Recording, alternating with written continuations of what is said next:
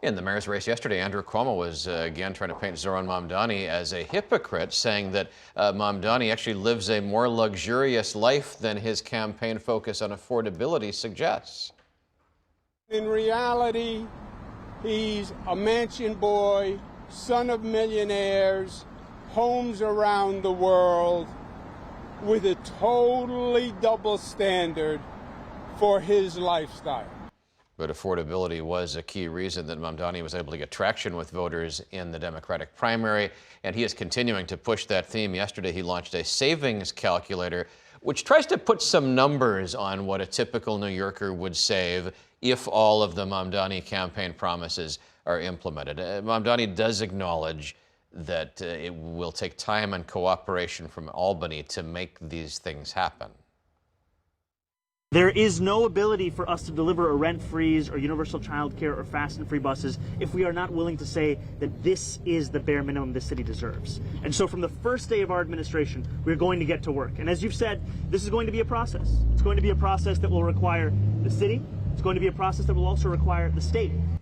City Comptroller Brad Lander with us this morning. He too spoke about affordability in his primary campaign. He's been out helping the Mamdani campaign now. Good morning. Good morning, Pat. Affordability, time and time again in surveys of voters in this election, has proven to be the top issue.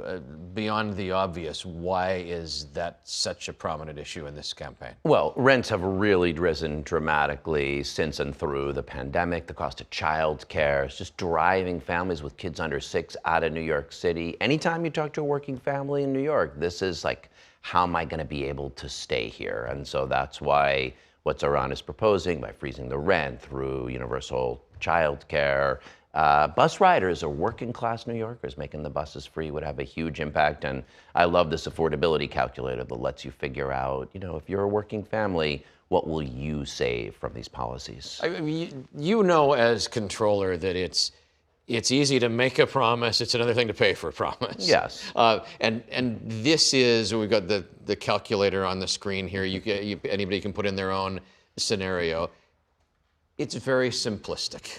It depends on a whole bunch of factors that aren't actually in the mayor's control. What is the worth of something like this when it's kind of a made-up number? Well, look, the biggest thing there, as your viewers just saw, is childcare. Now, we know from universal pre-K that can happen. A mayor fought for it, worked with Albany to get it done, and people know because they're paying $22,000, $25,000 a year for childcare, that if the city can expand childcare to every 3-year-old, every 2-year-old, you'll save $22,000 a year. That's a big deal. A rent freeze similarly. People are seeing their rents go up because Eric Adams and the Rent Guidelines Board just raised the rent again. If the rent is frozen next year, that would save the average rent stabilized tenant $50 a month, $600 a year. Of the key factors that go into something like this affordability calculator, what do you think is most achievable in Albany?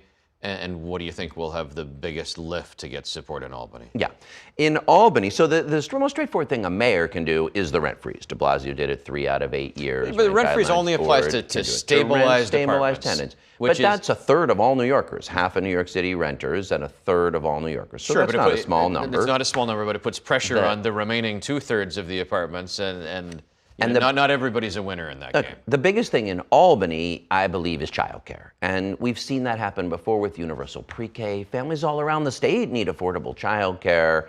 The idea, we pay for public education, we pay for pre-K. The idea of moving that down, having the state pay for 3K, getting down to 2-year-olds. That's a win-win. Yes, it costs money, but it keeps families in the city. It actually increases productivity and over time enables more New Yorkers to work, grows the economy overall. Is your intent still to work with the Mamdani team if he's elected? Look, he's going to have a big mandate for affordability and making quality of life and affordability in New York better. I'd be happy to help however I can. I want to talk about something else that you've been working on. Your plan later today is to go down to Federal Plaza again. You have been there trying to draw attention to the way ICE has handled these immigrant cases. You go there again and again. Does it change from day to day? Unfortunately, ICE has gotten even more aggressive. We've seen now reporters being assaulted. That woman thrown to the ground 2 weeks ago.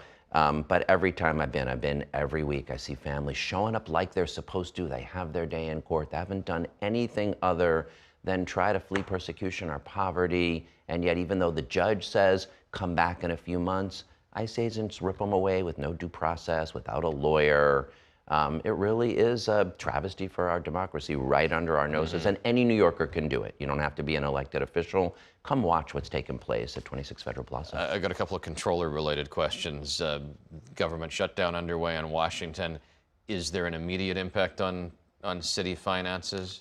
It's a little more slow rolling as people start to feel the pinch. So far, New York's in a good, strong position, but we'll start to feel it as the shutdown moves forward. And then as you move into these final few weeks as controller, have you got unfinished business? What's a planned? lot to get across the finish line. Yes, we're finishing some things on pension fund investing. We had a great year for June 30th, but really making sure that work is on a strong platform so that all our teachers and cops and firefighters know their retirement security is there for decades to come. I don't want to get too far ahead of myself. I'm sure we'll have you in before then for a final interview or two. But as you look back at your years in this job, what do you think you've been successful in changing? Oh, so much we're proud of. We issued the city's first social bonds just for affordable housing, and now it's over $4 billion. It's financed over 12,000 affordable apartments for New Yorkers. First time New York ever did that. A lot of great innovations like that in the office. Good to have you in this morning. Thank you. Great to be here. Thank you. Thank you for watching our YouTube channel. Let Spectrum News be your resource for balanced, in-depth political coverage, and click the subscribe button right here. You can also download our app or watch us on TV to learn more about the candidates, where they stand on the issues, and more. We'll see you then.